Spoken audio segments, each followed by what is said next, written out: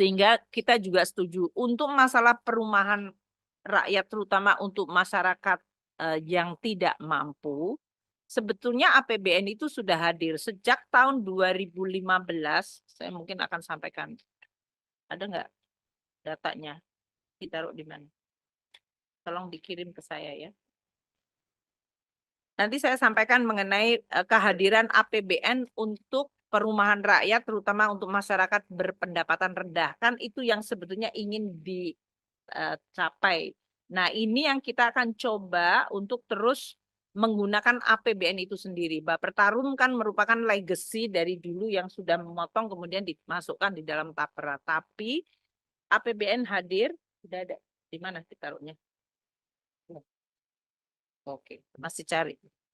Tapi APBN itu lebih dari 105 triliun sebetulnya sudah masuk di tapera itu melalui FLPP. Itu adalah dana bergulir yang dipakai untuk masyarakat berpendapatan rendah mendapatkan rumah dengan bahkan ada kombinasi waktu itu yang kita introduce melalui anggarannya PUPR seperti anggaran untuk uang muka, bantuan uang muka, anggaran dana untuk subsidi bunga, dan FLPP-nya sendiri adalah untuk liquidity supaya bank seperti BTN dan berbagai kombinasi perbankan yang lain bisa memberikan kredit secara murah kepada masyarakat berpendapatan rendah.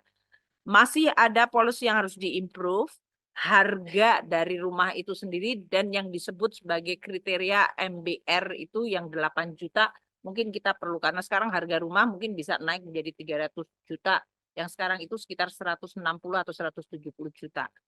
Tapi poin kami adalah bahwa oke, ini dia. Sekarang saya dapat 2. Jadi semenjak 2013 Bu Casita tadi ya untuk menyampaikan bahwa APBN hadir. Jadi meskipun kalau kita bicara tentang perumahan bagi masyarakat berpendapatan rendah. Tahun 2015 kita memasukkan 13,3 triliun itu dari pembangunan rumah susun sampai kepada dana bergulir FLPP sebesar 5,1 triliun. Ada subsidi bantuan uang muka 220 miliar, subsidi selisih bunga yang mulai diintroduce 2016. Jadi kombinasi ada uang muka, subsidi suku bunga, plus dananya sendiri yang bergulir untuk menciptakan likuiditas. 2016 total APBN hadir 15,25 triliun. 2017 18 triliun, 19 18,81 triliun. Untuk kombinasi tadi ya, Bu Casita, 2020 bahkan kita naikkan 24,19 di tengah-tengah COVID kita naikkan 24,19 triliun, 2021 naik lagi ke 28,95 triliun, 2022 naik lagi ke 34,15, 2023 31,88 dan 2024 ini di dalam APBN ada 28,25. Jadi total kehadiran APBN untuk membantu sektor perumahan terutama masyarakat berpendapatan rendah dari 2015 hingga 2024 itu sudah 228,9 triliun. Sangat besar kalaupun mau dibandingkan dengan yang tadi 3% yang disampaikan Bu Casita, menurut estimasi mereka akan mengumpulkan sampai 50 triliun sampai 10 tahun yang akan datang apabila dilaksanakan. APBN sebetulnya sudah, dan dana ini nggak hilang. Seperti yang FLPP sendiri, itu mencapai 105 triliun itu masih akan bergulir. Dan sekarang kita lihat kalau masyarakat tadinya bisa mencicil 18 tahun bisa menjadi lebih pendek karena mereka pendapatannya naik, maka dananya bisa bergulir lebih untuk masyarakat MBR yang lain. Jadi kami ingin menekankan, saya memahami beban-beban dan oleh karena itu APBN juga ingin mengurangi beban masyarakat melalui berbagai cara. Kalau di perumahan adalah tadi lebih dari 228 triliun yang sudah dimasukkan dan sekarang dana FLPP itu sudah lebih dari 105 yang memutar menjadi 167 triliun bagi MBR. Untuk Jadi itu yang kita lakukan. Belum kalau kita bicara tentang hadirnya APBN tadi untuk masyarakat dan mengurangi beban masyarakat maupun perusahaan, Bu Jasita. Kalau untuk masyarakat, apakah mulai dari BPJS Kesehatan diberikan untuk 95 juta masyarakat yang tidak mampu membayar PBI, kita bayarkan, maupun dengan berbagai macam subsidi dan bansos. Tentu tidak cukup. Masyarakat akan merasa, oh yang dapat mereka saya nggak dapat, atau dapatnya kurang dari apa yang kita butuhkan. Ya karena makanya tadi APBN perlu untuk diperkuat supaya bisa membantu terutama bagi masyarakat yang tidak mampu. Kemudian untuk saya rasa Pak Amirul Tamin tadi ya berbagai transisi kita sudah sampaikan tadi. Kemudian tadi kalau ada kendala posisi struktural, kami akan perhatikan bagaimana kita tetap bisa hadir di daerah pada level yang tidak menimbulkan faktor psikologis. Tadi juga sama untuk tim pengendali inflasi daerah yang bertemu setiap Senin pagi tadi Pak Amirul mengatakan ini menghabiskan waktu, tapi ada juga benefitnya sih Pak, karena disiplin terjadi dan bisa. Namun nanti kalau dari sisi demand waktunya untuk bisa lebih rasional nanti kami sampaikan kepada Pak Mendagri. Tapi memang daerah itu kalau kemudian dibuat kompetisi yang positif itu bagus Pak. Itu terjadi cukup bagus.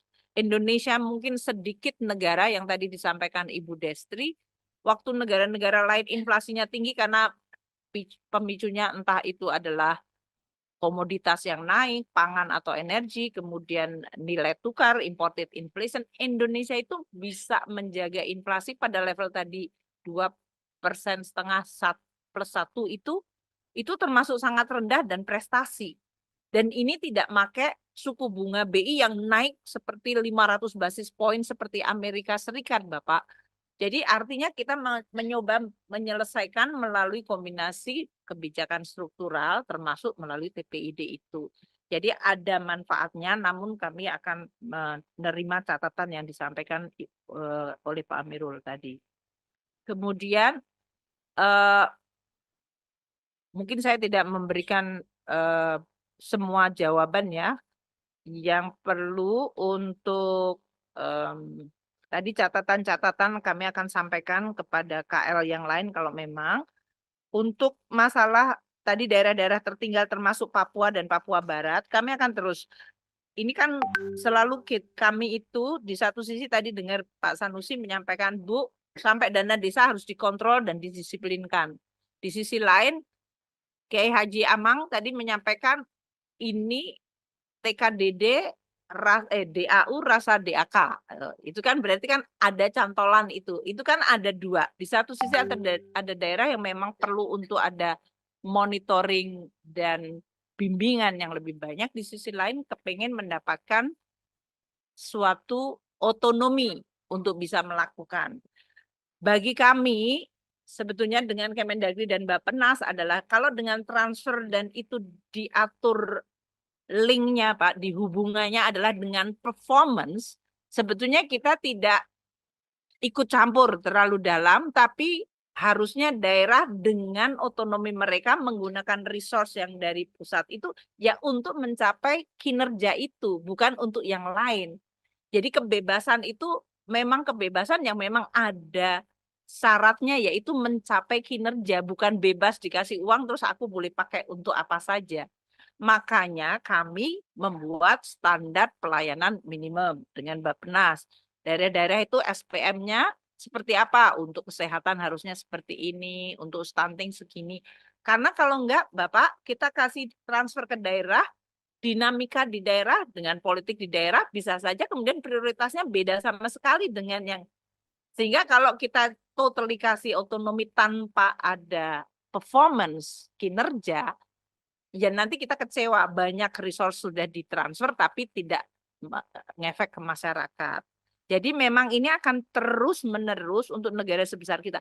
Saya waktu ke Australia ngobrol sama Menteri Keuangan di sana pun juga sama Pak. Selalu akan ada tension mengenai apakah kita link terhadap performance atau kita transfer untuk tujuan tertentu. Di sana kan juga ada daerah atau kelompok masyarakat yang masih perlu untuk disupport dengan transfer versus memberikan otonomi.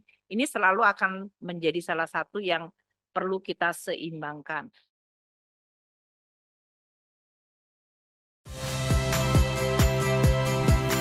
Saya Tifa Solesa.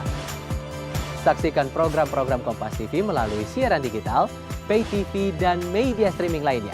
Kompas TV, independen, terpercaya.